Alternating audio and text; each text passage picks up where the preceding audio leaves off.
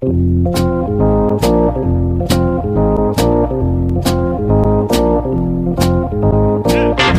us a little bit about what you saw and being able to relay that message to Cora when you watched Kimbrel pitch and kind of help out so he wasn't tipping his pitches.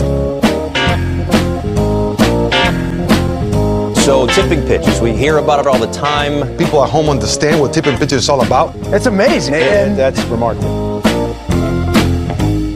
Alex, as you and the listeners of the Tipping Pitches podcast well know, my relationship to Mets fandom has been a roller coaster ride. I've, of course, remained a steadfast fan and loved the team this whole time.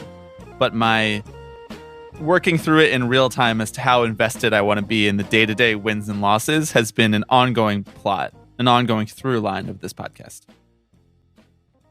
In the past, I've talked a little bit about my superstitions for the year. You know, what do I wear? What's my lucky shirt? What's this? What's that? So I wanted to.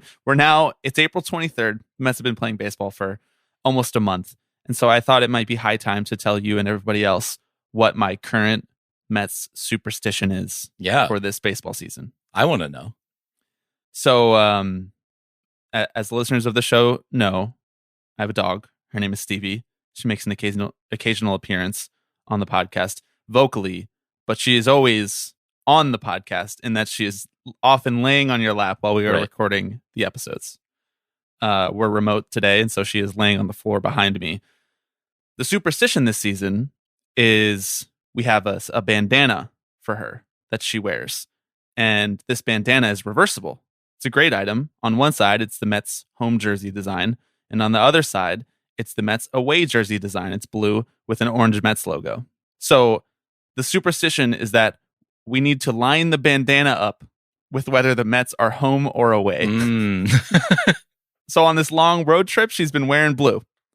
It's been on the away side.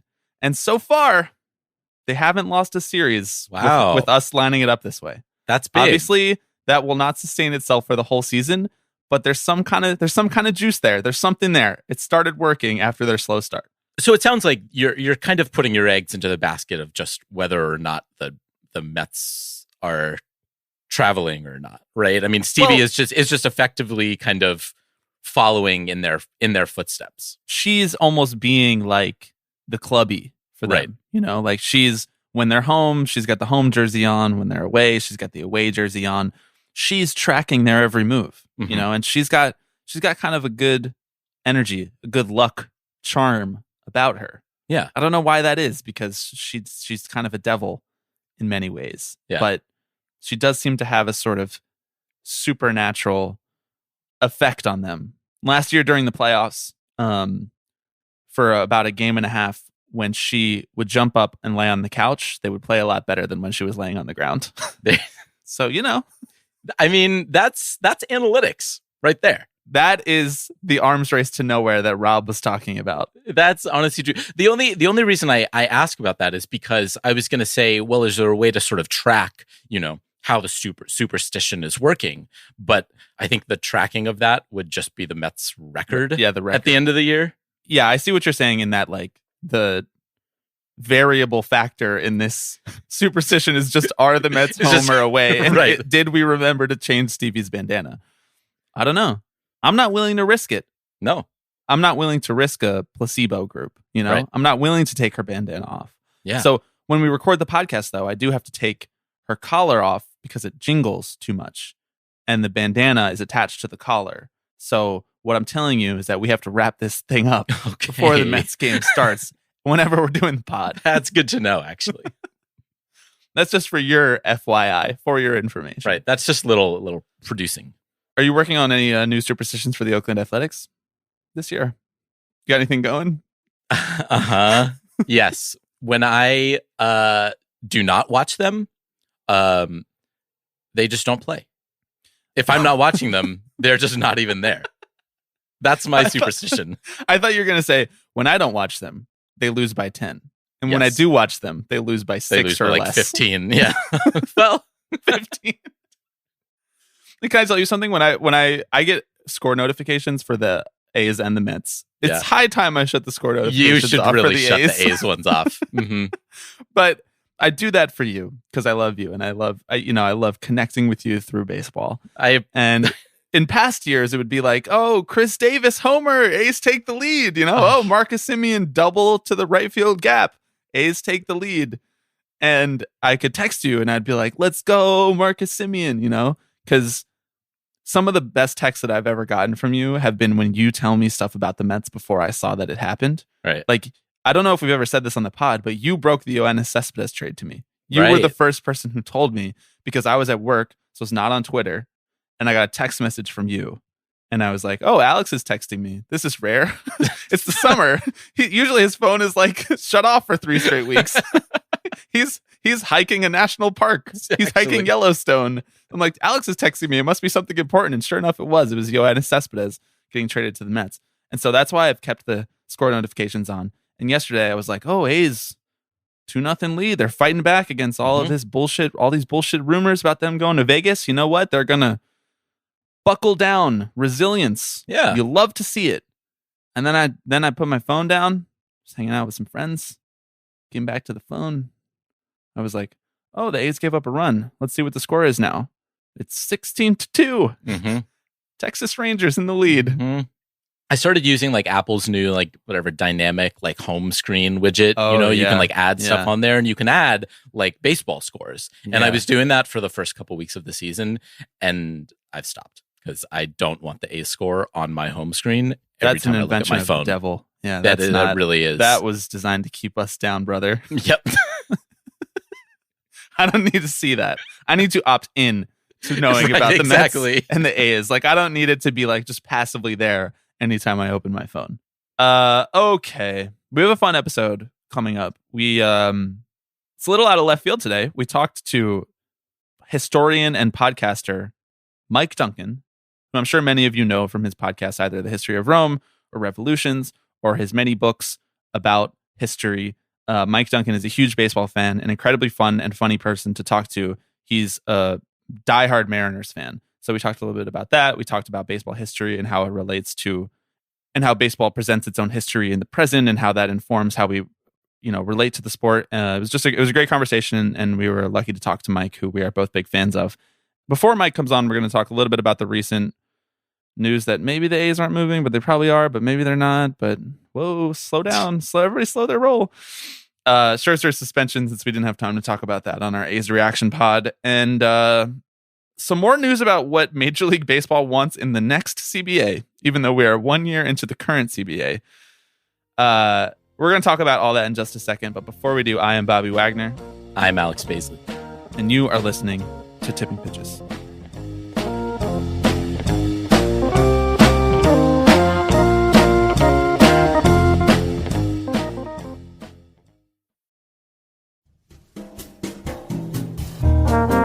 Do you want to make a podcast? Spotify's got a platform that lets you make one super easily, then distribute it everywhere and even earn money. All in one place, for free. It's called Spotify for Podcasters. And Alex, how does it work? I'm so glad you asked, Bobby. Spotify for Podcasters lets you record and edit podcasts right from your phone or computer. So no matter what your setup's like, you can start creating today. And then you can distribute your podcast to Spotify and everywhere else podcasts are heard.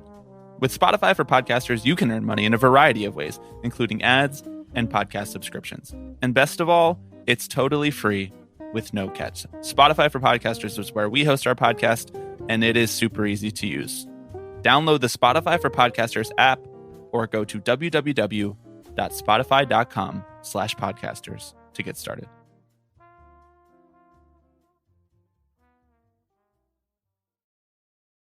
Alex, you sent me a tweet from one John Ralston, a reporter at the Nevada Independent, who wrote a follow-up article to the Nevada Independent article that broke the news that the A's were buying a plot of land, 49-acre plot of land, just off the Vegas Strip to develop a new baseball stadium in Las Vegas instead of Oakland, where the team actually is based.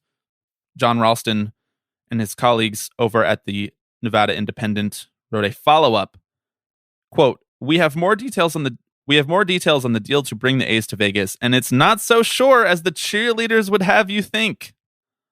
Reporting from Vegas and Carson finds lawmakers and government suddenly not so gushy, and we have more info about the $500 million public financing. Did we get duped? Have we been hoodwinked? Have we been bamboozled, led astray, run amok? I'm just so tired, you know? Like, This, I just honestly, I feel worse seeing this story than the original story. Right, like, yeah. if they're just going to do this again, if they're going to walk it back again, just tear the Band-Aid off. literally, like, you're just stabbing the tip of the knife just slightly into me. Just shake me. Just do it. Like, Yeah. just do it. I even said they had pulled the Band-Aid off on Thursday night when we did the pod. And I guess Right. they're just smacking it right back on. Right. So, I mean, it's clear that maybe the A's were not in as sure of a position with Las Vegas than maybe they intended to communicate to the public, right? They signed this binding agreement to buy 49 acres of land to build a ballpark and plan to invest about $1 billion. That doesn't take into account the fact that you still need money to buy the actual stadium, right? Just because you have a plot of land doesn't mean you have something to build there. And obviously, as we know, as MLB owners are wont to do, the A's are trying to see how much money they can squeeze out of Nevada taxpayers, right? So they want to basically raise $500 million in sales tax. Again, I know a few days ago, I was so happy to be done talking about these like special tax districts and Just doing rebates chat. right, exactly. That's what we should name this episode. Tax rebates chat. It's just so ridiculous. And Nevada Governor Joe Lombardo has supposedly said that he's done some backroom deals and like maybe he can pull the money together. But when you're trying to A guy build named Joe Lombardo doing backroom deals. backroom deals, I've seen not this Martin really what I wanna Scorsese movie. what I want to stake my Major League Baseball stadium on. And in the past, we've had Nevada lawmakers say, you know, we really aren't comfortable giving public money for this, right? Yeah. We're already doing this for the Raiders at Allegiant Stadium. Sure. We can't put more of a burden on our taxpayers. And, you know, I have to commend the lawmakers who have come out and said that sort of thing. So that's actually a good thing to note, by the way, because we didn't really talk about that on Thursday, but the Las Vegas Knights was all privately financed. I'm sure they got some sort of like incentives and stuff from the county, but I don't think they took any public money, any public funds to build that stadium. The Raiders did, but it's kind of like a different thing with the NFL because they have just much more of a bully pulpit because of how popular they are and how dominant football is and how game-changing it really is to have a football team in Las Vegas, just for like the different entertainment interests, sports betting interests, all of that. And the Allegiant Stadium is kind of like a disaster of a project, and like nobody goes to it except rich people and celebrities and stuff and tourists.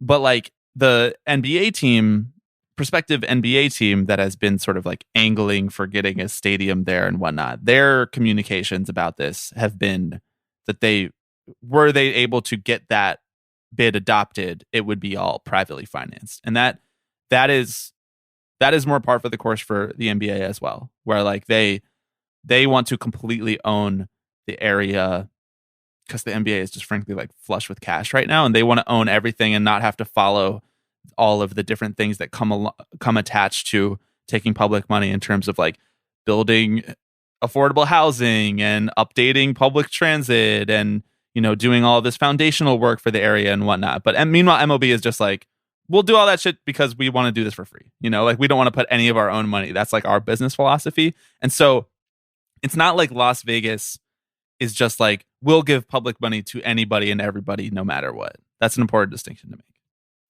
Yeah, definitely.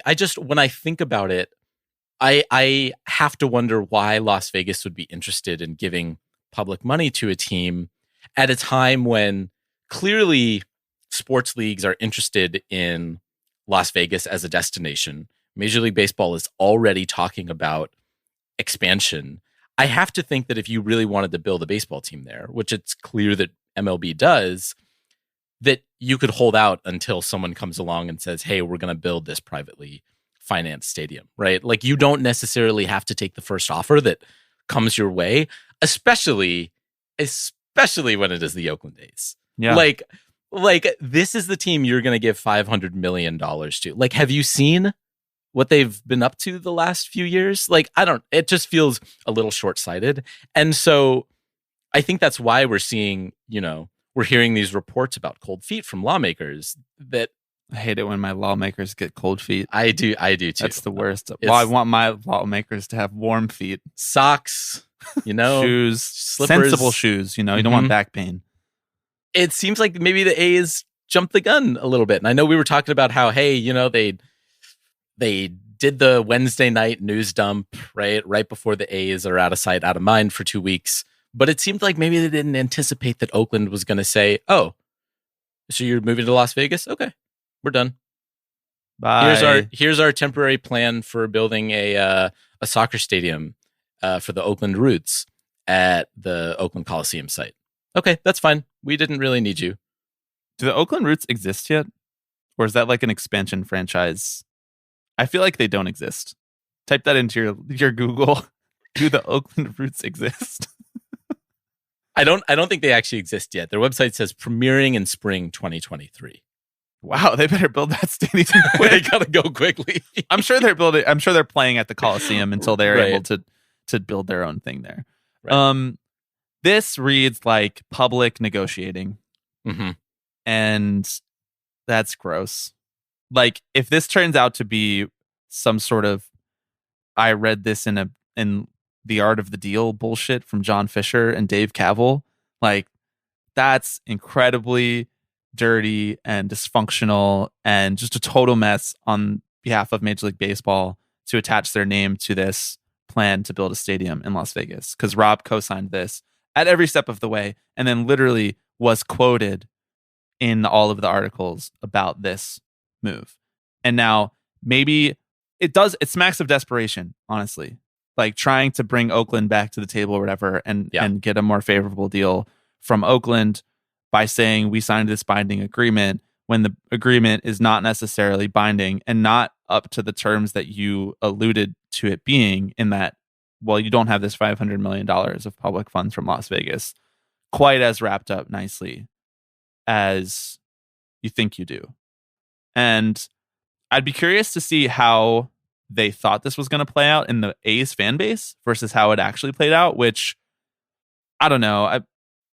I'm mindful of trying not to overreact to like the people that we are already in circles with, but it didn't really seem like anybody blamed Oakland for this. I'm sure like the silent majority of old fans who are not A's fans, like old people who live in Wyoming, were like, this is great. Get them out of communist Oakland. Right. We had a couple of those people in our replies, and I'm like, are you a real person? Yeah. I don't really know.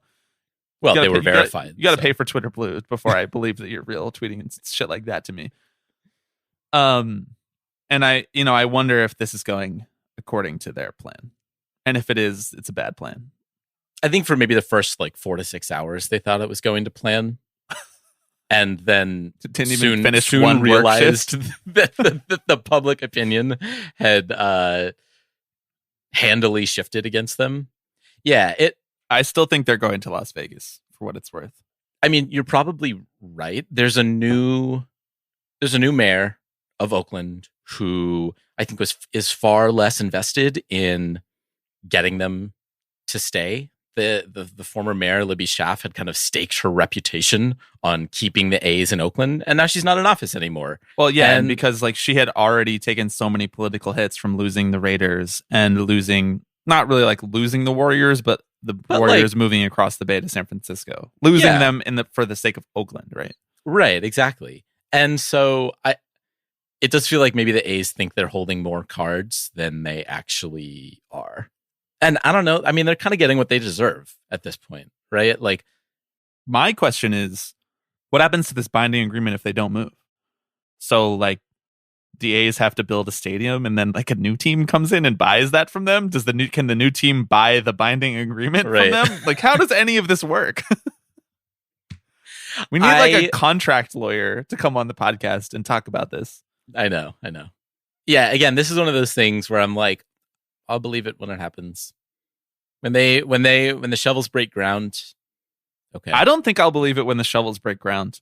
I don't think I would believe it until they throw a pitch in the Las Vegas stadium.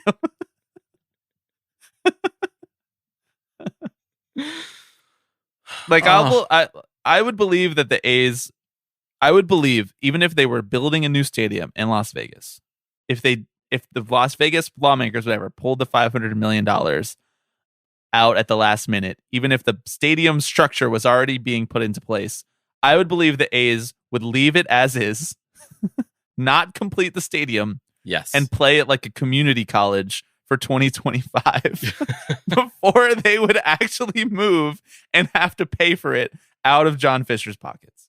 That is the truth, the God's honest truth. They would play at a local softball park before they would pay $500 million out of their own pocket. Yeah. Well, and they're in this really awkward position where their lease at the Coliseum expires after next year. So it's kind of on the mayor to say, hey, we'll extend your lease or we won't. And then again, I like thought you they said, couldn't like extend the lease though, because of what you're talking about, where like they're bringing in, there's a new projects that are being developed there that have already been promised they can start building in 2024. Well, I mean, and that's just it, right? Is like, this is where they've kind of overplayed their hand a little bit and said, okay, we're headed out. And the city of Oakland is like, okay, we have some plans for that spot then. Yeah, it's actually a pretty good spot. I don't know why you guys didn't take more advantage of it, you know? There's all these other people coming in who are like, this is where I want to be. Right. Yeah, we can actually do something with this. Yeah. Unlike the A's who pretended like the Coliseum was actually at the top of a mountain and you had to hike it to get there. And Yeah. That's why no fans were coming. Right. And like, hey, it's not your downtown ballpark spot, right? It's not perfect, but like, you know, I'm out on the downtown ballpark, bro. Give me yeah. the uptown ballpark. None of this bullshit downtown ballpark. All right, cool. What does that mean? I can go get a $32 sandwich after the game? Great. mm-hmm. Yes, Cool. it does. That's awesome. I love that. Wow. Cool bricks on the outside of the stadium, dude. That's Right. what most people will see because they can't afford to go on the inside. Right, exactly. Bricks with like graffiti that was commissioned by the team, you know? Yeah. It has like a skate park in center field for some reason. You're like, you're not allowed to bring in a skateboard, but there's a skate park in There is center a skate field. park, yeah. You know, it's a good ballpark though. Good downtown ballpark, San Diego. Yep. Yeah, out on downtown ballparks, although the ones that exist do happen to be pretty good. Camden Yards, decent place to see a ball game. I just think the downtown ballpark might as well be like the ad revenue that Elon Musk keeps talking about. That would be great if Twitter made $100 million a month in ad revenue, but it's not going to happen. So, like, I don't know why you just keep saying it because it's not coming. Anything more to say on the A's? No, I'm done talking about the A's. Should we take a 2-week moratorium, 1 month moratorium on even mentioning the A's in any capacity? Right, like rolling band topics. Yeah, I like that. Yeah, I like that too. Okay, sold. Band. 1 month. Bark, Banned. Stevie. Banned. I don't know if she's in here anymore. She's sleeping. But she supports banning the A's. Always has, always will. She's never worn any A's merch. Okay. From one dysfunctional situation to another, Max Scherzer was suspended for 10 games for using a foreign substance. Hang on. Let's just be clear. Not a foreign substance. Not a foreign substance. Not a foreign substance. It was classified as a foreign substance, according to home plate umpire Dan Bellino, who was the umpire during the game of Scherzer's ejection, as well as Phil Cuzzy, who has been maybe the only umpire who has ejected players for sticky substances. I think he literally is. Yeah. Yeah, he's ejected 3 different players for substance violations. They concluded that Scherzer's fingers were, quote, far stickier than anything they've felt so far this season, and in one ump's estimation, that's Bellino, stickier than he's felt in 3 years of checking. They went on to say that the substance that was on Scherzer's hands was so sticky that it stayed on their hands for multiple innings afterwards, according to them. Aside from the fact that this sounds like the way that police talk about fentanyl, I guess I should back up and say, for anybody who hasn't followed this situation, it was that Scherzer was pitching in a day game against the Dodgers in Los Angeles. He was warned after the second inning when he was leaving the mound that his hand was too sticky. He claimed that he was only using sweat and rosin, the rosin bag that was provided by Major League Baseball. He went back into the dugout. He washed his hands with alcohol as per MLB, as per the umpire's instructions, washed his hands off with alcohol. He says that an MLB official witnessed him do this.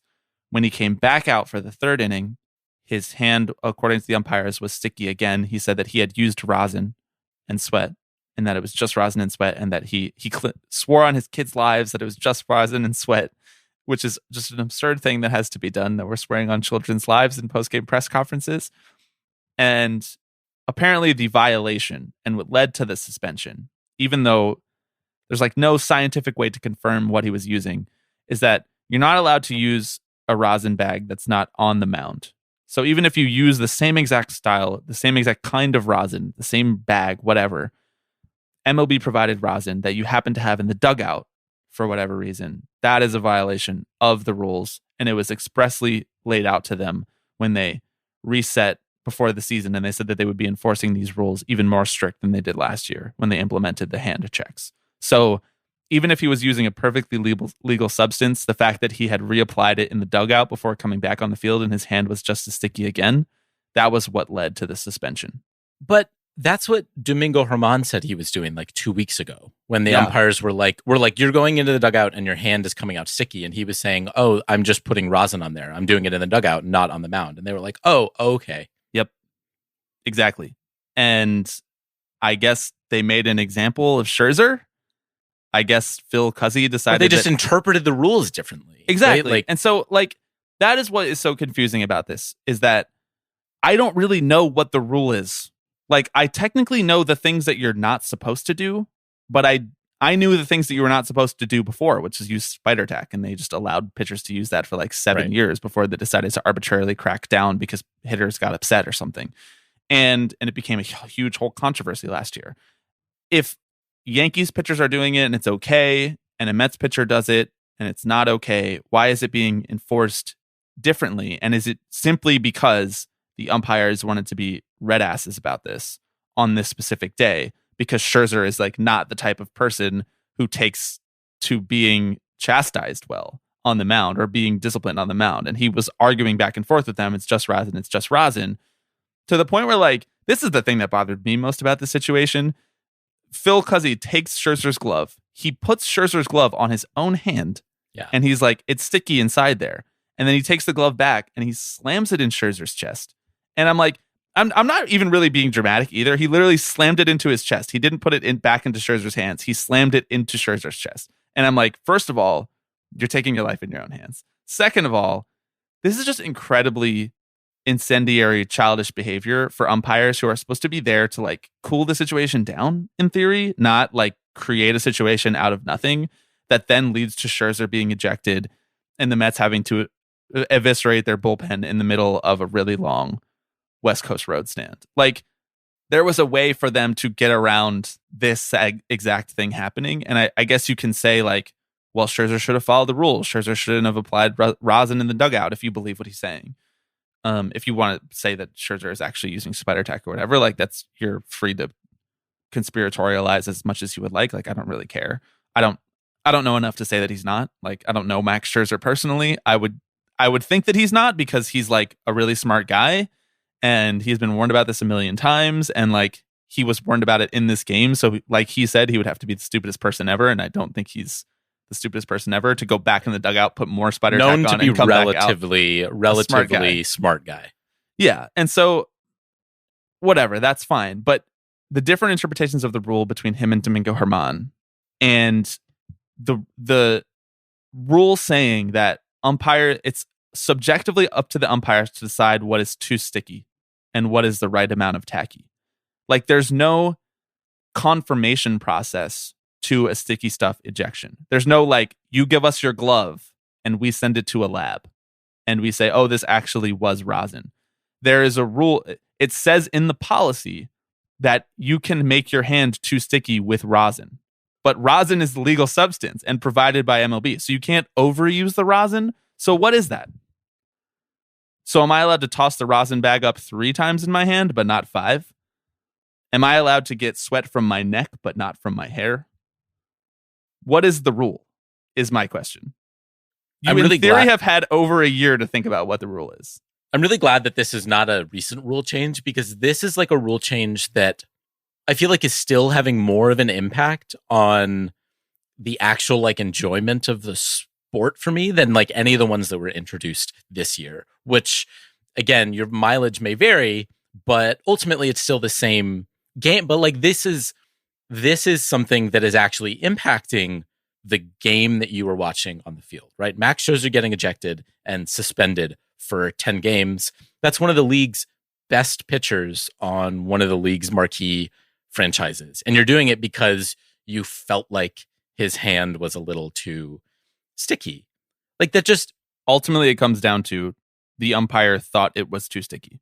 Exactly. The umpire didn't accuse him of using spider tack. The umpire didn't say this was not rosin. The umpire said it just felt too sticky. Mm-hmm. And hey, maybe Phil Cuzzy's right. Maybe Phil Cuzzy is the only one who's right about this, and all of them are too sticky, right? But like, it just speaks to the fact that this is such a gray area, and it doesn't seem like there's any consistency on how you apply this sort of thing, which again is why it would behoove Major League Baseball to actually set a standard for this is a substance that you can use on the ball. This is how much of it you can use. In theory, they've already done that with rosin, right? So I don't know why. It would behoove Major League Baseball to just get rid of all substances and make the ball tacky, but that would just be right. Too easy. Right, exactly. Yeah, I don't know. When Scherzer went on the Foul Territory show a couple weeks ago and talked about this with regards to Domingo Germán's situation, he kind of talked about how sticky rosin can become when you're out there and you're sweating. And he brought up what I think is a salient point, which is that the fact that all of this happens on the field after the pitcher comes off the mound, I think creates even more of a scene that's really unnecessary when it comes to this, right? You really put the pitcher on the spot. You're effectively reprimanding him for something he may or may not have done on the field in front of however many fans are at the ballpark and watching at home. And it just, I think it creates a lot more drama than there really needs to be, right? Because then you have this like confrontation that's taking place on the field that I think probably raises the stakes a lot and probably amps people up a little bit more. What I can't understand, like what I truly cannot square, is how you can have a substance that's legal, but if you use too much of it, it's illegal. Yeah. Wrong substance then. If rosin can become too sticky, like if rosin becomes more sticky, the more sweat you use, right? Which is true. Like in your experience, in my experience, like if you have some rosin on your hand and you wipe it with sweat, like that combination activates the rosin a little bit more and it makes it more sticky. And that's like as normal gets in baseball. But like, so then it's a competitive advantage for a guy to be sweatier. Like this is just so silly. It's so unserious. And this is a serious game. You've made it into a serious thing. Like this, there's millions of dollars on the line. Not to mention there's like $1 billion of sports betting money on the line. And you're just randomly ejecting the Mets best pitcher in the third inning of a game that you are fielding monetary bets about the outcome of. So like the arbitrary enforcement of these rules has ripple effects that you're not really concerned about as a league.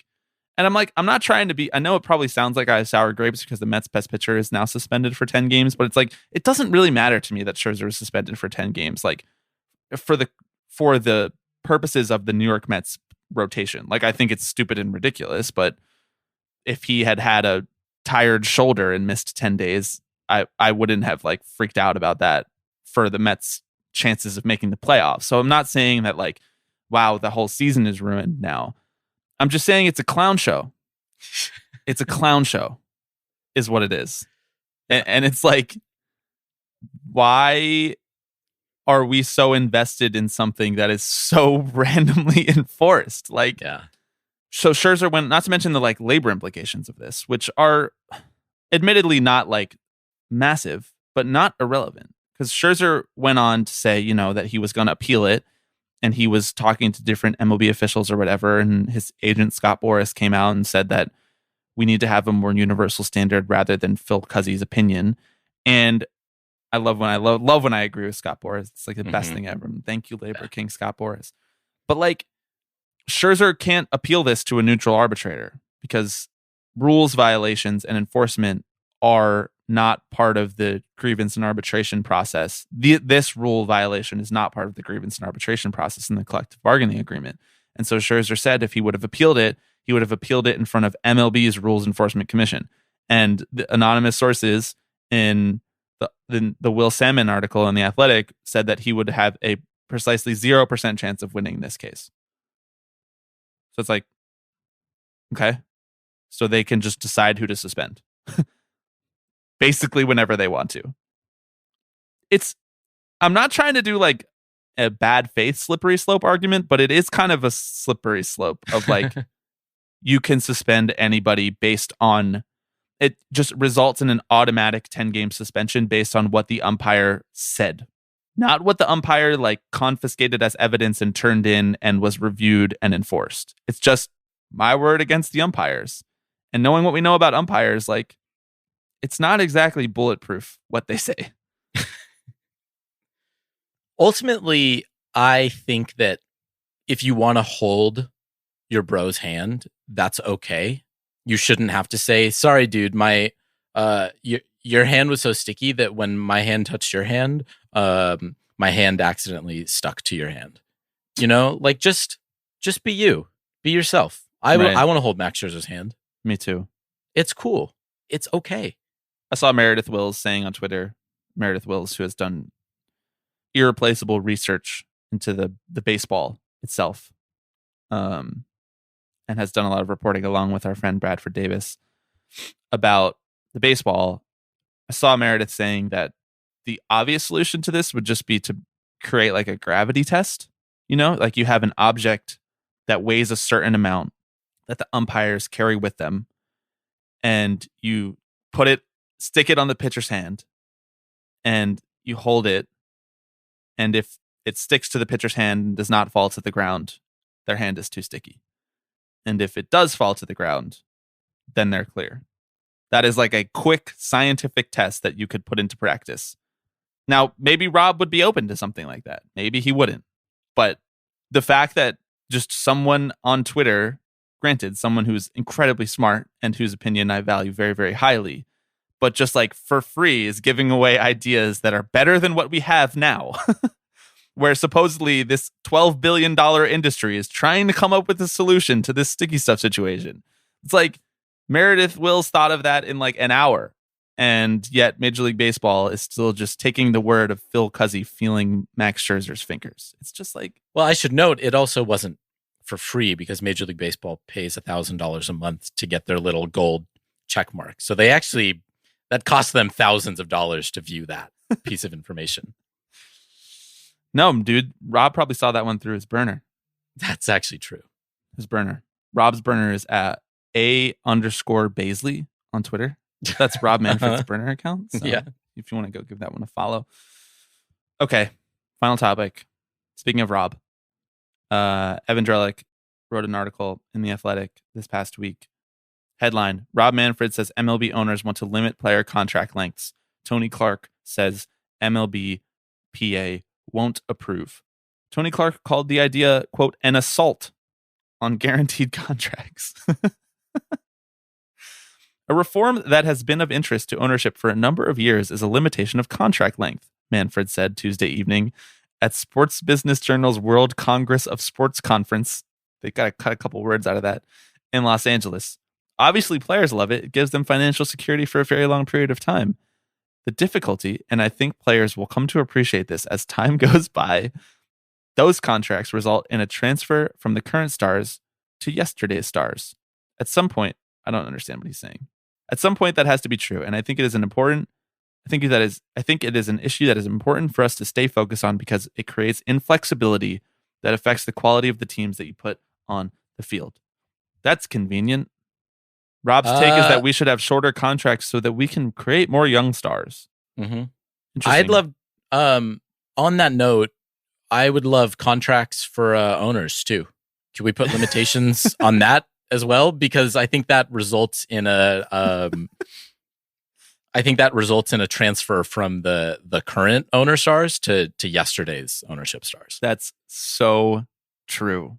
John Fisher, retire. Your time's up. Your contract is up, John Fisher. That's a good idea, actually. You've been termed out. Every 10 years, you have to review every owner. It's like, I mean, like, why are we not doing this anyway? Have you done a good thing for the franchise? Yeah.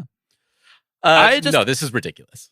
This reminds me of last week when we talked about the Jim Bowden article where he was like, player opt-outs are ruining the league. It's like, well, perhaps the team shouldn't have agreed to that then. We're all trying to find the guy who signed the other side of the 12-year contract. It's just we keep seeing these contracts and it's only signed by Scott Boras and they just keep going into effect.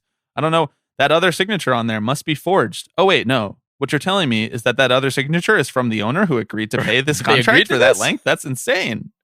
Once again, free market for me, not for thee. Right? Like this is, I mean, yes. We could do an hour every week just on stuff that Rob Manfred says at conferences. Yes. What are we going to do if he's not commissioner anymore? I really don't know. He's just a content machine. I wish there were like MLB like pool reporters who would send out like, you know how they send out like Eric Adams' schedule for the day, or here's Joe Biden's schedule for like, I want to know what conferences Manfred is at, so I can show up outside if need be. But that then they would be sharing his assassination coordinates in real time. That's true. They would get banned from Twitter for that. I think that what Manfred is trying to say, right, is that like... Sorry, I'm laughing so much because I pictured Elon Musk quote tweeting Anthony DiComo, sharing quote tweeting Evan Drellick, sharing where Rob Manfred is going to be, like what conferences he's going to be, and just be like Elon Musk being like, sorry, at Evan Drellick, your account is permanently banned for sharing the assassination coordinates of Rob Manfred. This is the woke elite doesn't want him to succeed. Yeah.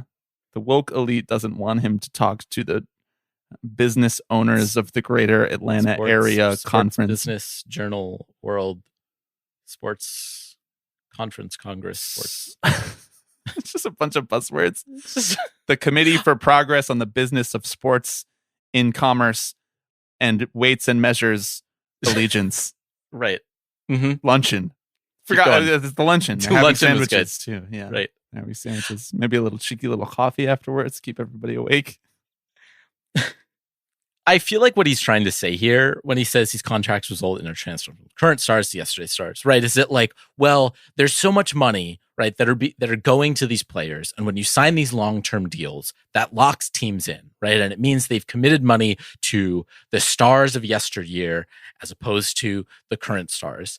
And like that assumes that MLB revenues are not skyrocketing, that running a Major League Baseball franchise is not incredibly profitable. Yeah. And that there's a salary cap. Yeah. Like all of these things are fine. That actually teams can still exist doing this. I love this recent trend of Rob saying all of the stuff that the owners want 1 year into the current CBA. Mm-hmm. It's just slowly trickling out all of the stuff that they asked for that had no chance of going through in the CBA, just to try and just a little trial balloon for next CBA. Just like, here's everything we want. What if we had it? Open your third eye. What if the owners got everything they wanted? A thing that we're favorable to is we want everything we want. That's why his quotes sound insane. Like, it's like, I know. Well, a structure that we're in favor of is having players make no money. Mm-hmm. Okay. Yeah. And I'm in favor of not working, but being paid $1 million a day. Like, right. Same. Thanks, Rob. Come back to reality. I love this notion that when he says it creates inflexibility on the field, do you think that the teams who are not competitive are the ones who are signing, who are like being pulled down by 10-year contracts? Do you think the reason the A's can't compete is that they're hamstrung by having too many good players on like aged out contracts? Like, I don't understand. The teams who are able to do this are the ones who can spend the money on it. So, and they're the ones who are already ahead of the pack. So why is their inflexibility or whatever, so to speak, so you say, an issue? Like, does that make any sense? Yeah, it does make sense, because this is actually something that Rob and the owners are actually good at. And I've after making fun of them for the last 5 minutes, I'm just going to kind of tip my cap, because what they do is they identify a problem that existed like 6 years ago, that was really at its peak like a few years ago,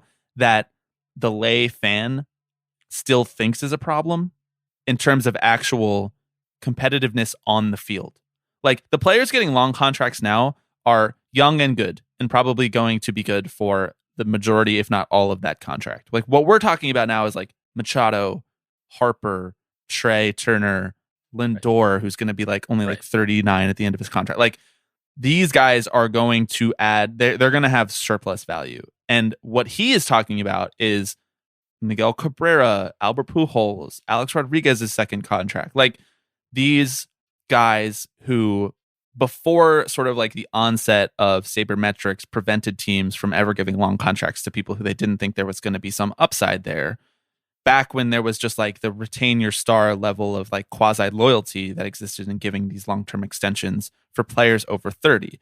That is not really the case right now. Like, over 30 players get like 6 or 7 year contracts now, which is still long when compared to other sports, but is not like 13 years like Harper getting it when he's 26 or whatever, and he's going to be good for that whole contract for the most part.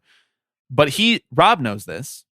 And so, but Rob knows that if he's vague enough about it and he doesn't bring up any specific players, which would obviously be beyond the pale for him to name a specific player, but he knows that when he says that, there is a decent percentage of fans who are going to see this quote, hear this quote, and they're going to think of Cabrera, and they're going to think of Albert Pujols. They're not going to think of the current contracts that are not played out yet, because there's so much that we don't know about those contracts yet.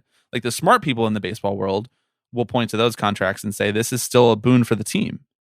You and I last year were saying, like, these long contracts are probably actually going to end up being a deal for most of these teams, especially since when you factor in, what Ben Clemens reported on at Fangraphs, which is like they take all this money and they put it in escrow or whatever. They put it in a high yield mutual fund, and they actually get more money at the end of this. It's like an investment, more or less. Like, it's all ridiculous. But Rob knows that the normal fan doesn't know any of that stuff. And so when he says this, he's triggering this fear that they had like 5 years ago, knowing that that's not really the case anymore. And he's trying to get a big win in collective bargaining agreements based on a fear that fans used to have, which has just been the playbook, basically. Like, they've been trying to get wins on salary caps since 1994, because fans are still processing that trauma or whatever of the strike and not having the playoffs that year. And he knows that that's a powerful thing. And he knows that that is like the best card that the owners have to play, is more or less like fear mongering over things that are myths. I love how at this conference, the person who asked the question about these long contracts is Peter Guber, who is part owner of the Los Angeles Dodgers and Golden State Warriors. And he was like, one of these students pointed out the long contracts with players. It has an effect on players, teams, the league. Is there anything that there should be some outer limit to that? And I'm like, don't you have a direct line to this, man? Like, why are you sitting in the audience at a conference? Like, I mean, I guess it's an opportunity to push him to kind of talk about this publicly and stake the owner's claim.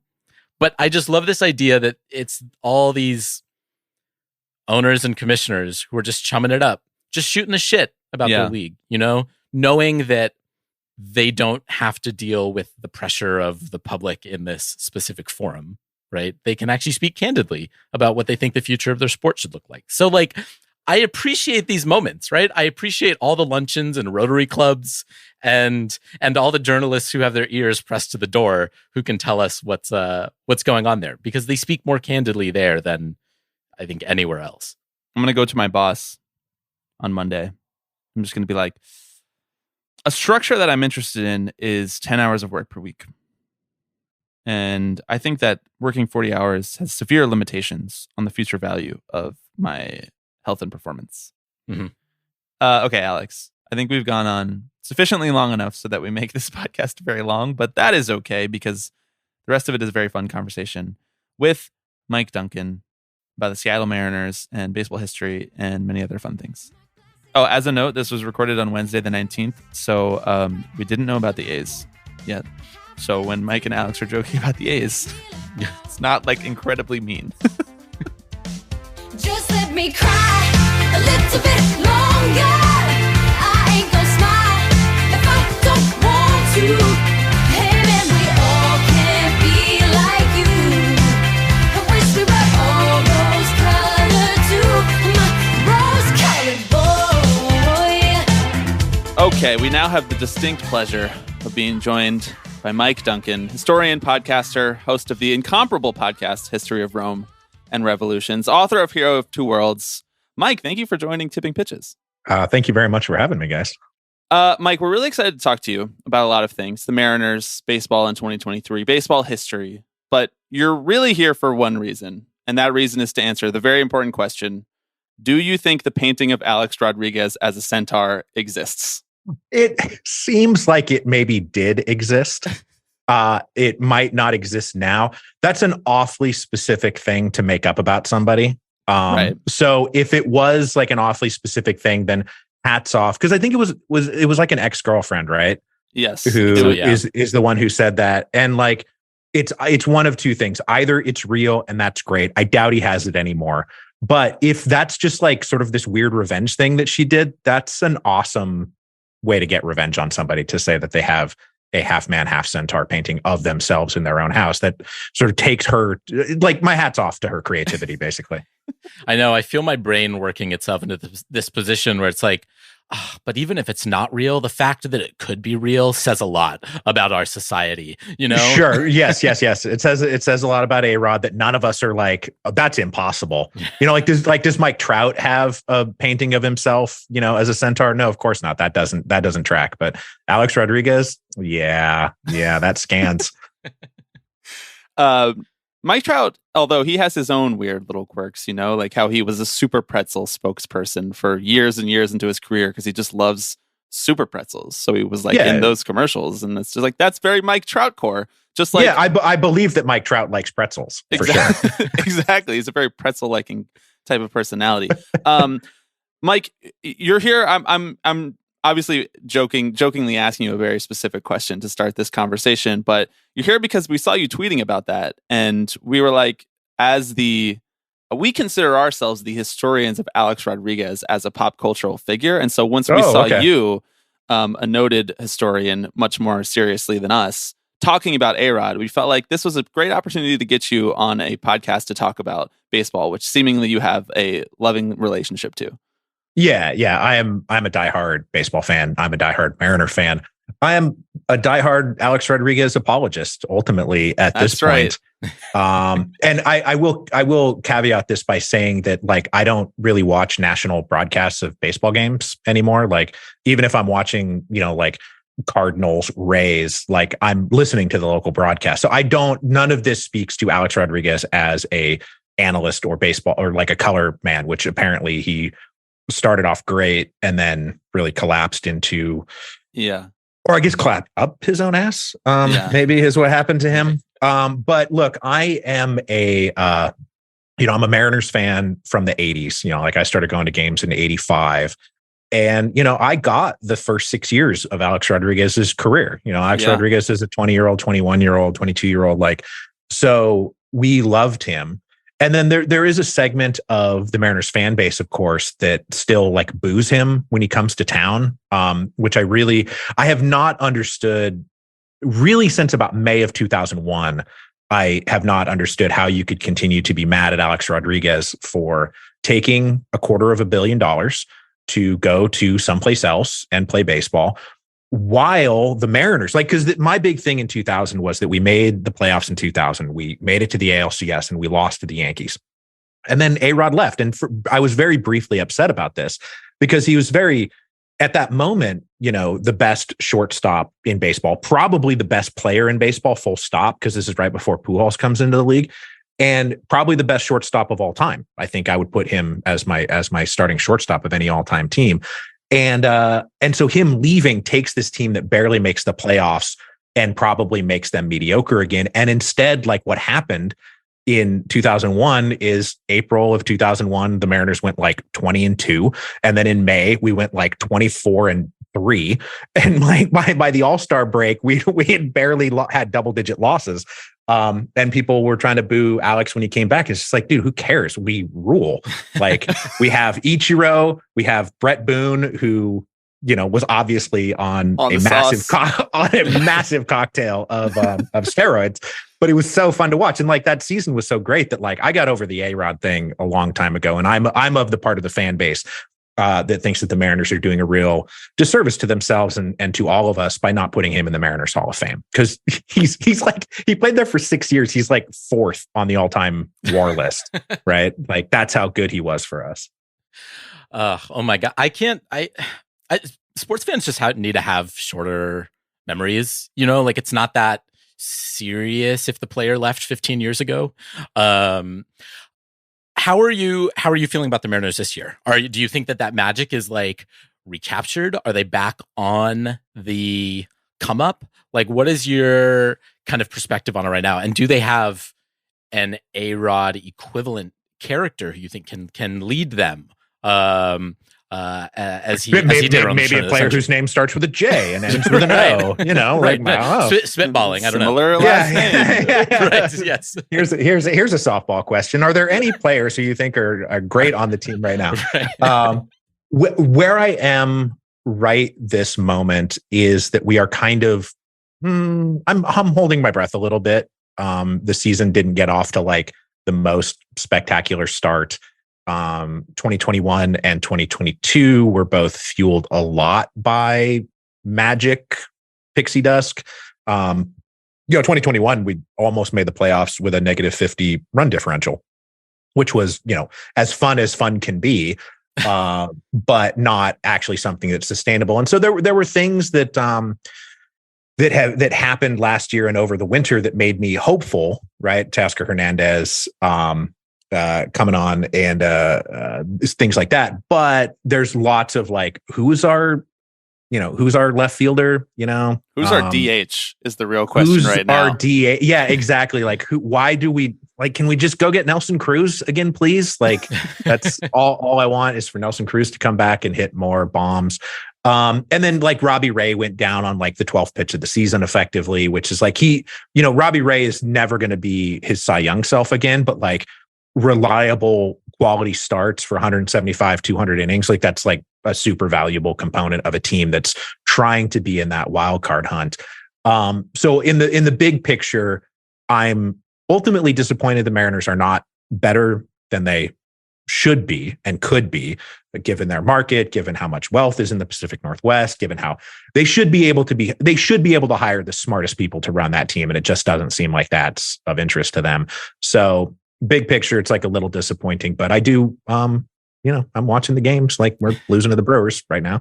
And I hope they make the playoffs, but I could very easily see them not making the playoffs. We did a survey of our listeners who are in like our Slack channel of our community here, of our patrons.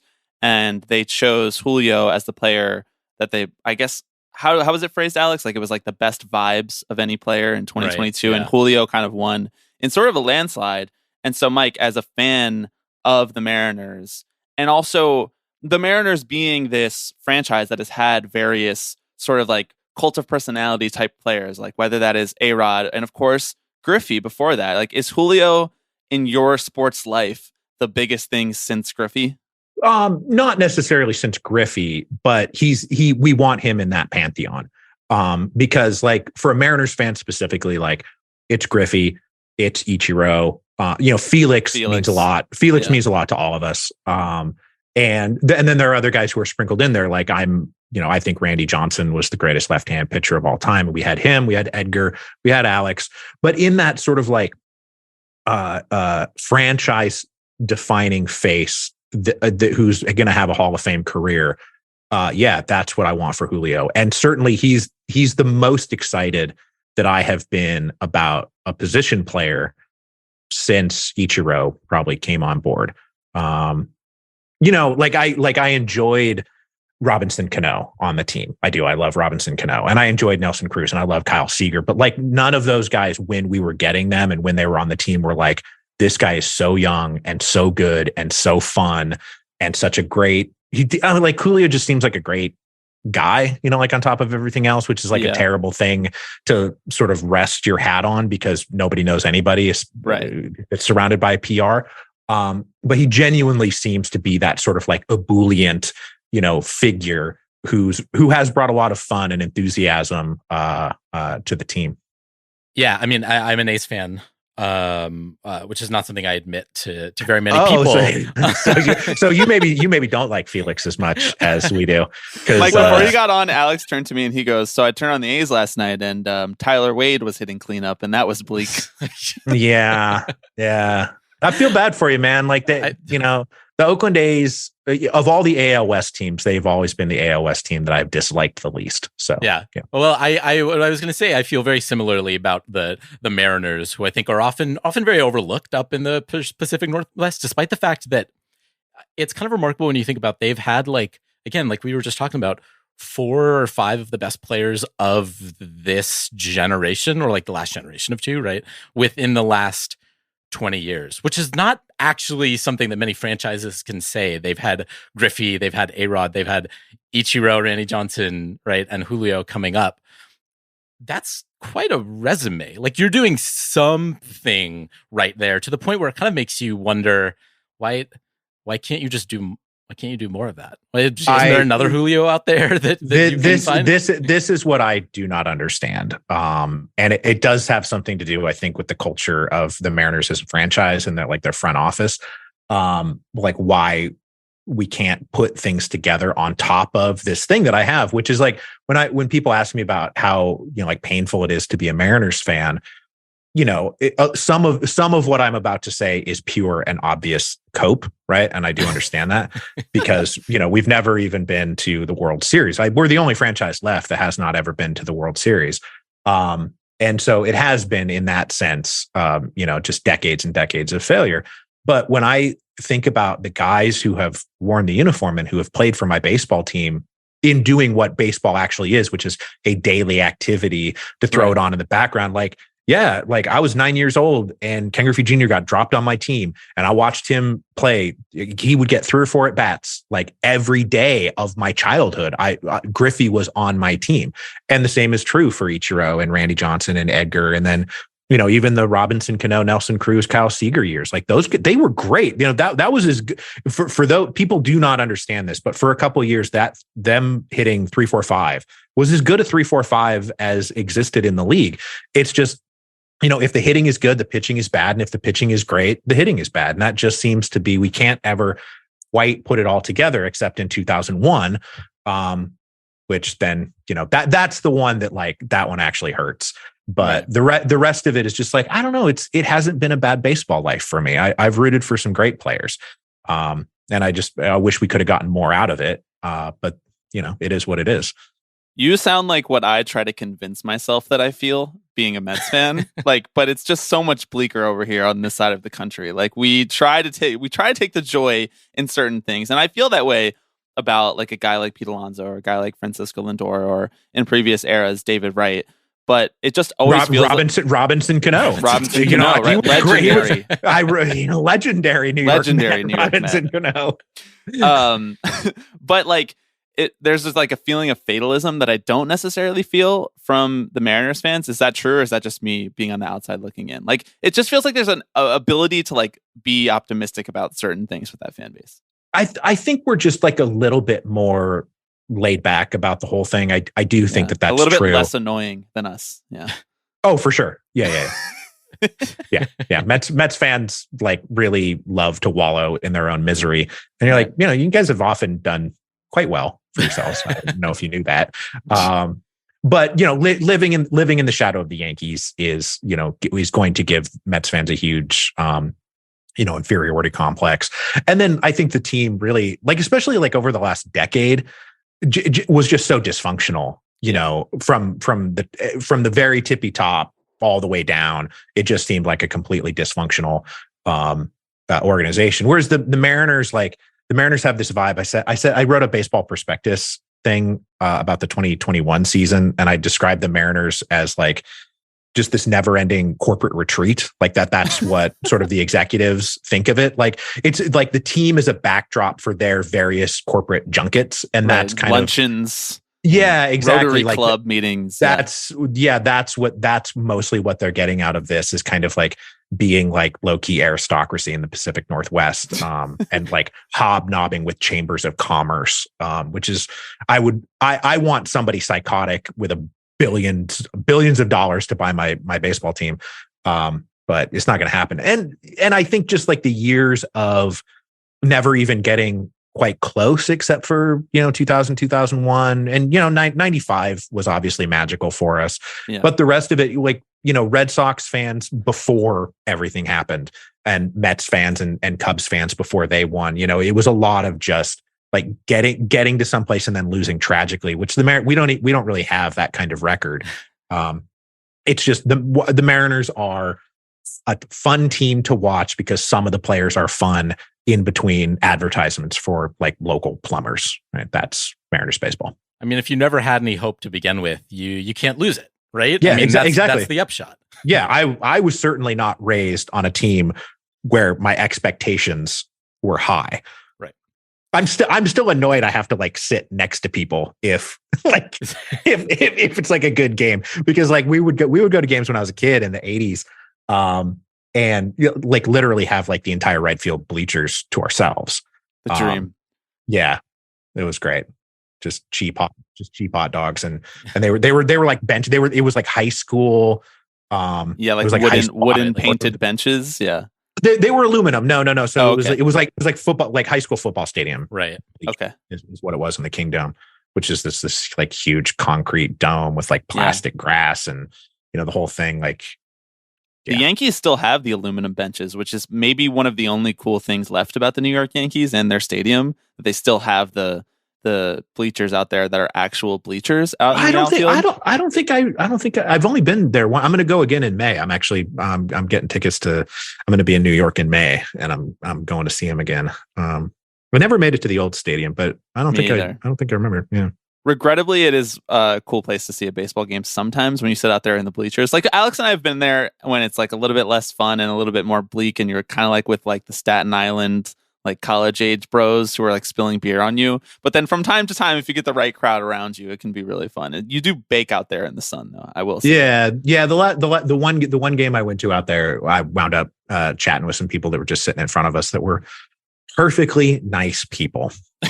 I should note it's easier when you're not wearing the opposing team's jersey. And I have learned that lesson the hard way. Multiple times. And that's the thing is, man, I like, speaking of like cultural icon stuff, like I have like the Mariners hat that I wear around is the Mariners hat with the teal brim, right? Yep. Like that sort of like classic old hat. Yeah. And like when I go, I just wear that hat wherever. And when I go to other stadiums, I continue to wear that hat, and I get nothing but like glowing smiles, like high, like, yeah, man, that's the hat. Like we love those guys. We love that team. So it is a nice thing about being a Mariners fan that like kind of our vibe. Nobody really hates the Mariners, right? Yeah, there's nobody out there. And even a lot of people like my age, who grew up on whatever team they were rooting for, plus the existence of Ken Griffey Jr. means that lots of people out there, like their second favorite team turns out to be the Mariners. Yeah. And also, I mean, the Yankees are kind of like the central point for a lot of opposing fan bases where you can all kind of agree in the fact that you hate the Yankees. But I think Ken Griffey Jr. coming out so staunchly against the Yankees and saying he would never play there made him and the Mariners just beloved to so many different franchises. That's a clip I'll watch at least once a year.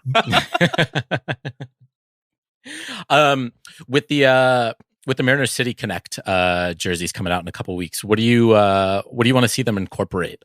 Like do you want go back to like the turn forward the clock jerseys that they did like a couple decades ago? Those were amazing. A beautiful car crash of a jersey. Just gorgeous. What they really need to do is have everybody wear their hats backwards. Like that's the thing. That's great. That's the thing I would like to see him do in terms of like what kind of defines this. But other than that, I mean, those City Connect jerseys, that's like, I don't know, that's when you talk to the guys at the Chamber of Commerce. Like, what do you want? It's like put an Amazon logo on it. You know, that's City Connect. Like, I don't know. Those jerseys aren't like my favorite. Oh, absolutely. I don't know if you saw the Rangers ones that came out a couple weeks ago, but they are a tough hang. No, I really did not. I didn't pay attention to it at all. You're better for it. Thank you. Of course, Google it as soon as we're done talking. Right.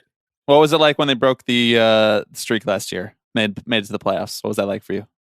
Phenomenal, honestly. Because 2021 was hard. That one was actually hard. That was because they were good in 2014 and 2016 and 2018. And we fell short. 2016 was the last one that kind of broke my heart.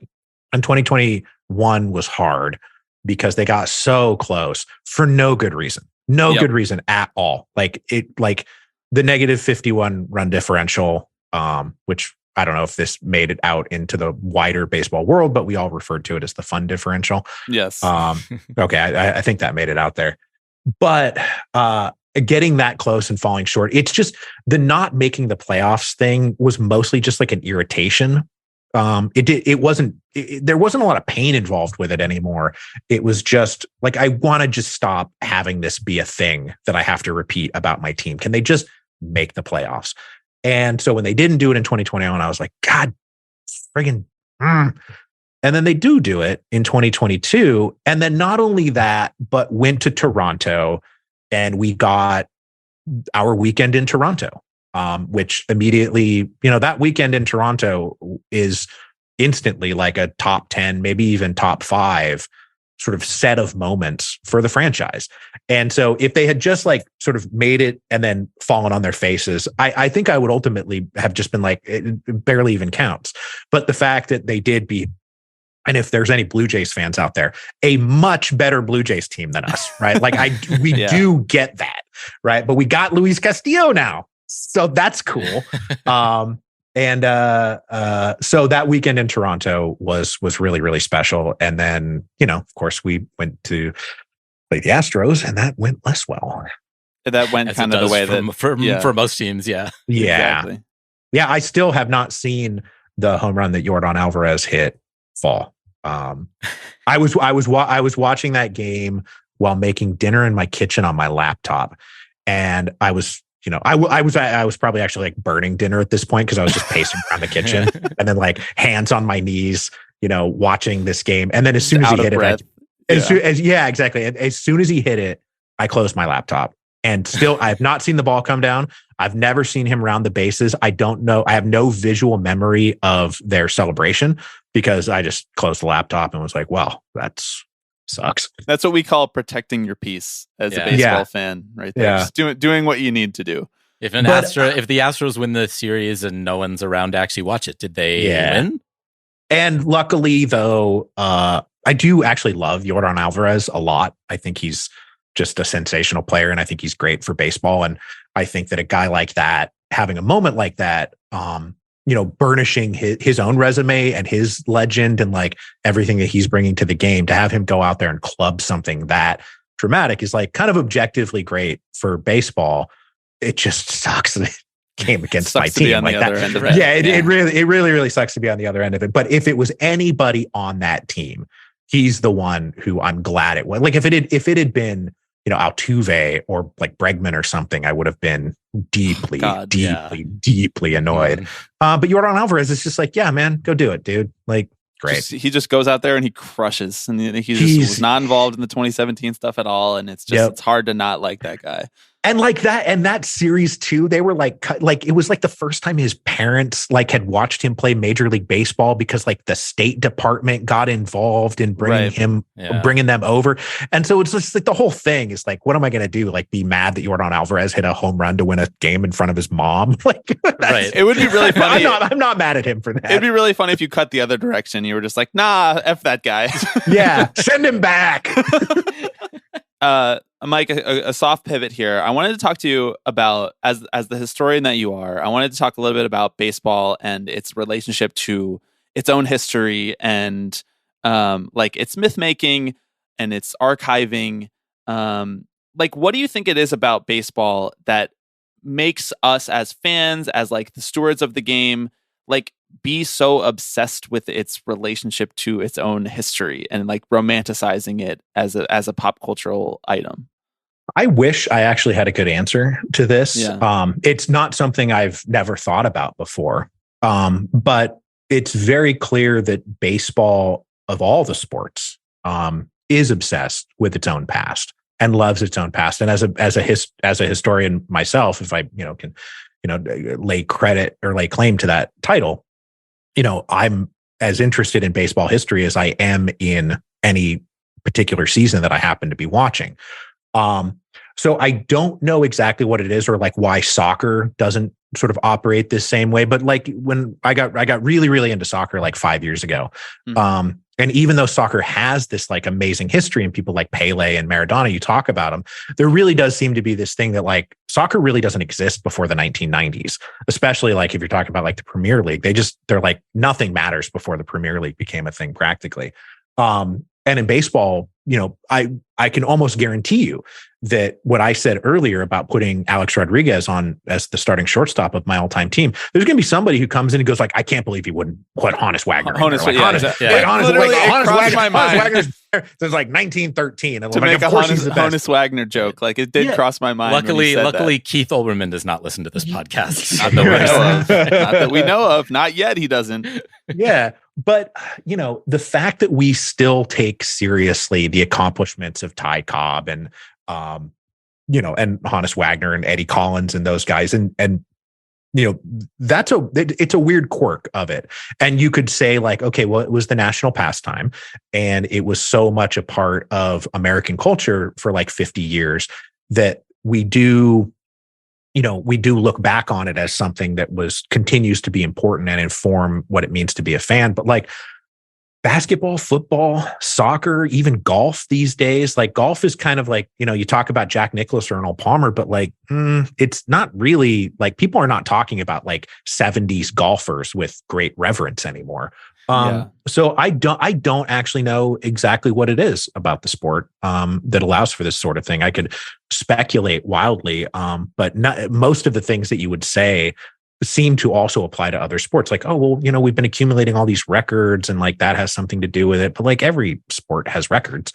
Yeah. So why do we care so much about it? I don't know. So it's very possible that it's a self-fulfilling prophecy that we love baseball history because loving baseball means loving baseball history. And I'm not sure it gets more complicated than that.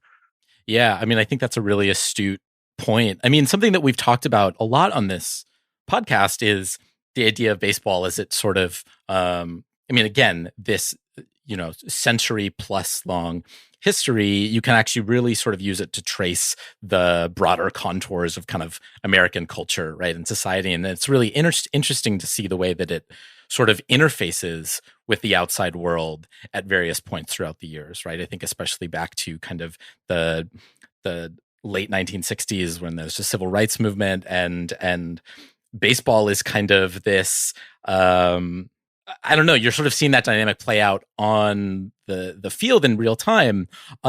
Is there, say you were to do a podcast about the history of baseball or whatever, is there I've never thought about doing that. So which I'm sure you've never... I've never even considered the possibility of doing baseball history. Not at all. I'm not sure what I'll be able to say here. Right. Is there an era or two or whatever that you're kind of particularly drawn to that you think that there are some really sort of interesting strands that can be kind of pulled at? I think every generation of baseball is interesting in its own way. And if I were to do this, I think baseball is divisible into about 6 or 7 distinct eras that you can point to, because baseball in the Garden of Eden, era of the 1860s, 1870s, 1880s, that stuff is fascinating. Those guys are maniacs. The characters in those days are great, but also immediate post-war, integration baseball is one of the most important things that's happening in American history, full stop, at that moment. The integration of baseball was what the Negro Leagues Baseball Museum posits, and I think that they're probably right, is that Jackie Robinson is the beginning of the civil rights movement. That you can pinpoint that. So that's fascinating. The crazy days of AstroTurf and everybody wearing polyester and stealing a million bases. The 1970s and early 80s, that stuff is all great. I think baseball today, as of this moment, is good. The last 5 years, and I know you guys have declared a moratorium on talking about the rules, which I think is great. But I think the moratorium is only for you and me. So if you would like to wax poetic yourself, we just can't respond. I don't have anything new to say except that it's great, it's overdue, and I can't believe that Major League Baseball actually did the right thing here. But that's the most shocking thing of all. So this season, this is the first time that I've seriously considered putting sort of like social capital on the line to try to talk somebody into becoming a baseball fan, which I haven't done for like 10 years. I would honest to God, like people would say like, you're a baseball fan. I'm like, yeah, I love baseball. It's this great thing in my life. And they're like, well, should I get into baseball? And I'm like, I don't know that I can really want to talk somebody into watching this particular version of the game, which was very slow. There wasn't a lot going on. And was increasingly frustrating even to me as a great baseball lover to watch. So, I mean, to answer your big question, it's like, every 30 years or so, you can kind of put brackets around a particular era, and every single one of them has interesting people, interesting dynamics, interesting styles of play, new equipment, new places players are coming from, and so none could really stand above any of the others. When the Mariners win the World Series, I'll say that's the era that baseball was the best. Yeah, I mean, what you said there about like being able to sell the game to one of your friends who's asking you about it, who's not a big baseball fan. Like Alex and I encounter that all the time because we are huge baseball fans, but we went like to a college, frankly, where there wasn't a lot of other people who were into sports. Like we went to NYU, a lot of people were into like arts and movies and stuff like that, but there was of course other baseball fans there, but we weren't like constantly surrounded by people who were super into baseball. And so when our friends would ask us about this, or like as our friend group, we were trying to convince them to come to games with us, we would always try to sell like that in-person experience of baseball, like that community vibe of actually what you were describing, Mike, like your childhood sitting around in the bleachers and just being able to watch the game and have a place to be and develop the relationship over time like that. But honestly, over the last 5 or 10 years, like you're saying, like that part of it has become harder too, because they've just made games harder to get to because of the price of it. Yep. And the way that they've corporatized the game. And so while I'm encouraged by like some of the rule changes, I think that part of the reason that we've been less interested in talking about the rule changes, frankly, is because like that improves the TV product, but also we need to get back to the point where we can let people go and have that in-person experience too, because that is what makes a lifetime baseball fan, is being able to be at the ballpark and be around the game and immersed in it. Yeah. And baseball is meant to be it's a daily game, right? It's meant to be kind of background for our lives. And ideally, if you were a baseball fan and really got into it, you should feel comfortable going to 7-10 games a year, because there's so many of them. But like, it's a Tuesday night, let's go see a game. But if you make the price package of going to see a baseball game, just like one random baseball game, not dissimilar from like a football game, then like, what are we doing here? You need to make it so that people can just be like, let's just go, let's just, we're not doing anything else today. Let's just go catch a game. Spend $15, $10-15 to get a ticket. Spend a little bit on concessions, but not through the roof, and get in and get out and enjoy yourself. And that was my experience growing up. These days, I took my kids to one game last year, one major league game. I went to a couple more myself. I'm actually going to take my son this year. I live in the Midwest now, and all of the Midwest stadiums I've never been to. And so in August, I actually plotted out a thing that's going to take me like from Kansas City to Pittsburgh and back. Nice. And I'm going to check off like 7 stadiums. But Kansas City is awesome. So I'm doing the math right now and just like, God, how am I going to get out of this without like, breaking the bank? But I'm also trying to give my son like that kind of because he's 10 right now. Yeah. And he will be 11, and he loves baseball. He loves, so funny. Like, speaking of Julio, my son's favorite player is Juan Soto because he's a bright kid. Right. I'm like, what great, what absolutely fantastic choice, man. Like, just nothing but validation. And then the home run derby last year happens. And he's like, Dad, I'm going to root for Juan Soto. And I'm like, come on, man. Like, come on. But yeah, what were we talking about? Oh yeah, it's too expensive to go see games, which the prices are too damn high. Yeah. And in Seattle, there were these great, sort of like standing room only, like, sort of out in left field and in center field, where you could just kind of get beer and gather with people. So like, you could buy tickets to different places, and like, if you had friends there, you could kind of gather there. And they've roped all that off for again the never ending corporate retreat. So like, you get to go to those places if you're now linked to a corporation, which wasn't true 3-4 years ago. You could just go hang out there, which is all very annoying. Yes. Yeah, I mean, it feels like every couple of years, right, there's a conversation, an existential conversation about, the future of baseball, right? And is baseball dying, and what's going to happen 5 or 10 years from now? And I generally don't give very much value to those, because I think that baseball is fine and doing well. And if you watch a game, it's a very exciting product. But if there is one thing that feels like a barrier to kind of growth in the future, it is this exact thing, right? Is like, how can you actually get people in the ballpark? Like that, it's not like, people are any less interested in baseball, I don't think, than they were, or any less disposed to being interested in baseball than they were 20 years ago, right? It's just that why would they participate in that right now? Especially with more and more competition from forms of entertainment. You got to put something out there that people want to engage with, right? In like an actually accessible, affordable way.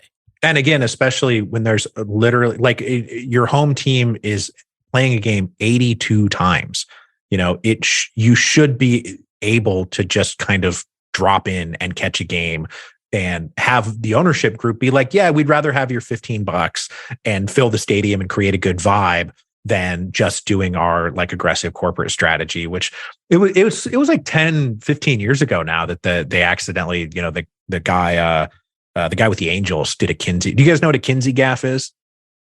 No. Does that phrase mean anything to you? So Kinsey gaff, it's named after Michael Kinsley, who was a political reporter, writer in DC for a long time. And a Kinsey gaff is when a politician accidentally tells the truth.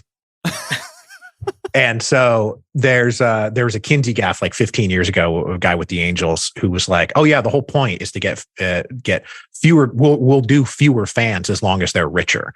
Right. So like the ideal scenario for a lot of these owners is to have like Bill Gates and Jeff Bezos be the only two people in the stadium, but they paid $5 million for their tickets and they're paying $10,000 a beer. And like, that's the ideal for a lot of like the ownership and like sort of the business side of the franchises, rather than like a more kind of like Bill Veeck style of ownership, which is like, let's create like a rowdy, awesome, environment for the team and have that atmosphere be the fun part of it. Which I don't think paying $25 for a crab sandwich is what I'm looking for when I go to a baseball game. See, on tipping pitches, it wasn't even that good. Yeah, it wasn't even that good. See, on tipping pitches, we don't call that a Kinsey gaff. We call that a Manfred moment, because he seems to find himself doing that quite often these days. Yeah, yeah, Manfred. We could use a new commissioner, but like, what are we? All the commissioners have been bad, basically. Yes. Yeah. Well, that's the job. The job is to be oppositional to everybody except the owners, Mike, we want to let you get out of here, but I did want to ask you before you go, we were joking in the Twitter DMs about your famous bit from History of Rome about Aurelian as Sandy Koufax. Oh, sure. So you dug up your spreadsheet or your file of all of the comparisons that you did for every Roman emperor. I wondered if you wanted to give like an updated version of that or resurface that, or Alex was wondering if there is a Rob Manfred Roman emperor that you could relate him to.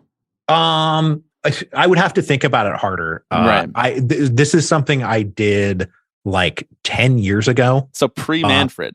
Yeah. This is pre a lot of things. So anything that's in this, but for the uninitiated, in the history of Rome, there was an emperor named Aurelian who was emperor for a very brief period for 5 years before he was assassinated. But what he accomplished in those 5 years was actually like of world historical importance. Like he is the pivot of the Roman Empire is about to fall in the 3rd century, and they pivot kind of back to life on their way to Constantine and the Christianization of the empire. And so I said that he's basically the Sandy Koufax of emperors because he was only around for 5 years, but man, what a peak. And he's never going to show up on the list of greatest emperors of all time. That's always like Augustus and Diocletian and Constantine, guys who, the Ustremskis of the world who play. They amassed more war over their exactly. Longer careers. Their wins, but their wins above average. Maybe sometimes pedestrian, but their wins above replacement quite high. Whereas Koufax and Aurelian were really, really high. So, so some of this is not like the most surprising stuff. Like who's Julius Caesar? He's Willie Mays, because just good at everything, like the best at everything. Who's Augustus? He's Babe Ruth. But then, like I said, so Nero, right? We all know Nero, famously, a teenage emperor. Joe West, umpire Joe West. Wow. And I wrote here why I wrote an overly sensitive, childish egomaniac who just makes everything worse and also fancies himself a great musician. Wow. Oh my God. So that's pretty perfect. I got to tip the cap for that one. That's we love Joe West here. We've talked quite a bit about him. We've actually done a full review of his not released on streaming musical album. So we've spent a lot of time talking about Joe. Like what else do I have here? Domitian is Dick Allen, who was volatile and misunderstood, but way better than anybody cares to remember. I would put Dick Allen in the Hall of Fame, and Domitian as an emperor, I think, gets a bad rap. There's a guy called Nerva, who was the predecessor for the 5 good emperors. He's somewhat associated with him, but he was only emperor for like 2 years. So he's Wally Pipp, whose singular accomplishment is giving up his job to somebody way better. Who was Trajan? Trajan's Mickey Mantle, who's one of the greatest of all time and also a raging alcoholic. Hadrian is Tony La Russa because he's an infuriating micromanager and pompous know-it-all, but also undeniably Had some successful. Success. Yeah, exactly. Yeah, Antoninus Pius. These are the 5 good emperors. Is Bobby Cox, who's just a man presiding over a golden age. Oh, Marcus Aurelius is Greg Maddux. Yeah. Overly cerebral, but always focused on practical application. Precision. Oh God. And then I scanned this last night. I've forgotten a lot of this. So you guys know Commodus? Yes.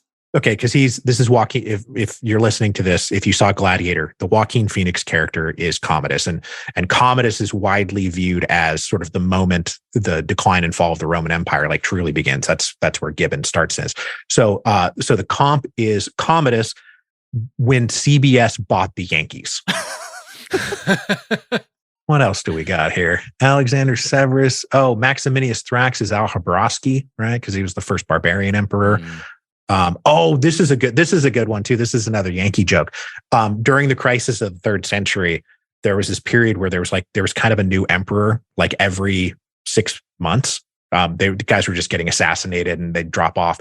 So I wrote all emperors from AD 244 to 260. Bill Verdon, Billy Martin, Dick Hauser, Bob Lemon, Billy Martin II, Dick Hauser II, Gene Michael, Bob Lemon II, Gene Michael II, Clyde King, Billy Martin III, Yogi Berra, Billy Martin IV, Lou Piniella, Billy Martin V, Lou Piniella II, Dallas Green, Bucky Dent, Stump Merrill, Buck Showalter.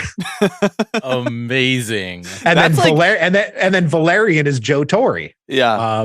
Who I wrote. Yeah. Restabilizes. Finally some stability, but is then captured and held hostage by the crapshoot that is the playoffs. Because that's what happened. Gallienus is Gene Tennis. I wrote, how good can a lifetime 241 better hitter be? This is really fleshed out. Yeah. I feel like you're just giving all this stuff away for free to the Tipping Pitches listeners. This is what great. An honor. And then, so Aurelian is Sandy Koufax. And then the guy who follows Aurelian, or like there was a little blip, there was Probus. And Probus was actually quite good too. And he was like second in command to Aurelian. So he's Don Drysdale. Because he's Aurelian's wingman. Imagine having Koufax and Drysdale at the same time. That's crazy. Yeah, my dad grew up in LA on those teams. God. Yeah. Wow. Yeah. I'm jealous of your dad then. That's insane. Carus, Carinus, and Numerian. Jerry Hairston Jr., Scott Hairston, a family of replacement level emperors. Diocletian is Branch Rickey, because he invented the imperial farm system. So that's good. Constantius Chlorus is that's Constantine's father. Yeah. So he's Ken Griffey Sr., right, who has a good career in his own right, but is destined to be overshadowed by his son.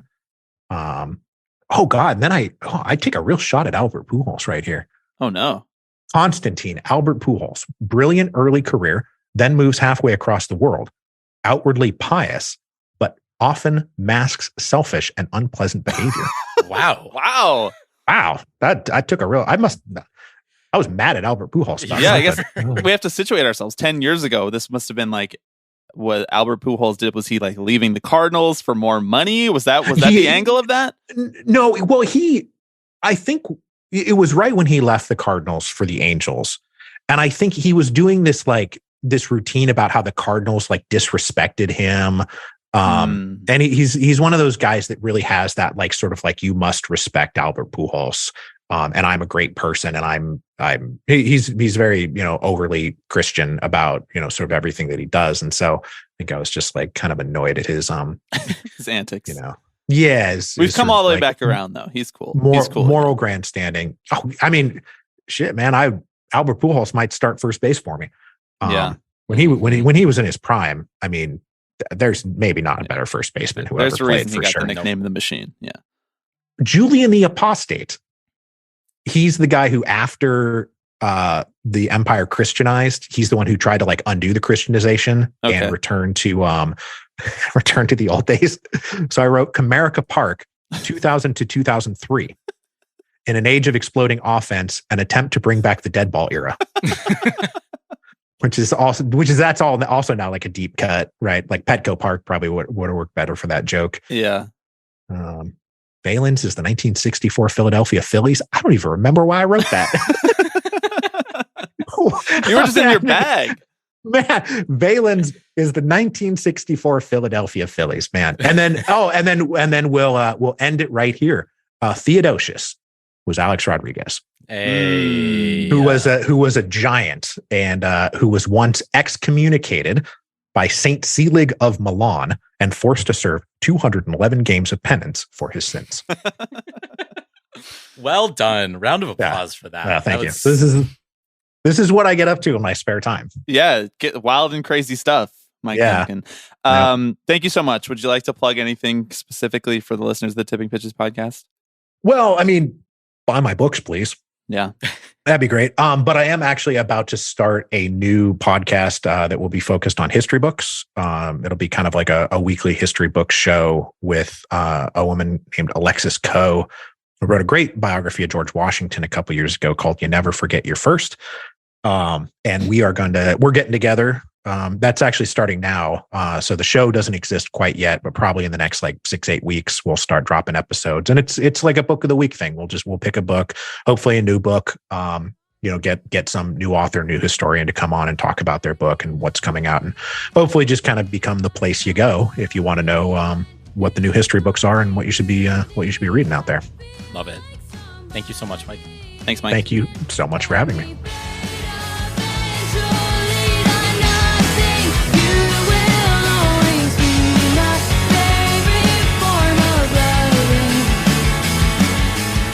Okay, thank you, Mike Duncan. Thank you to you, Alex.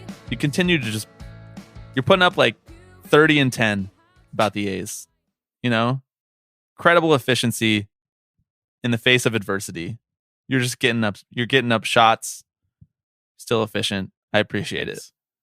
I appreciate you, and I appreciate you letting me sit on the sidelines for the next couple weeks with regards to the A's. I thought you were saying in general. I thought you were just consigning me to do the podcast by myself for a few weeks while you just take some time away to search, search within yourself. I might need to. That's a funny idea. Podcast sabbatical. Just like off for a week. If there would ever be a time to do one. Alex is playing his podcast sabbatical card this week. Vetoed. Denied. Damn. Sabbatical. Thanks everybody for listening. We'll be back next week.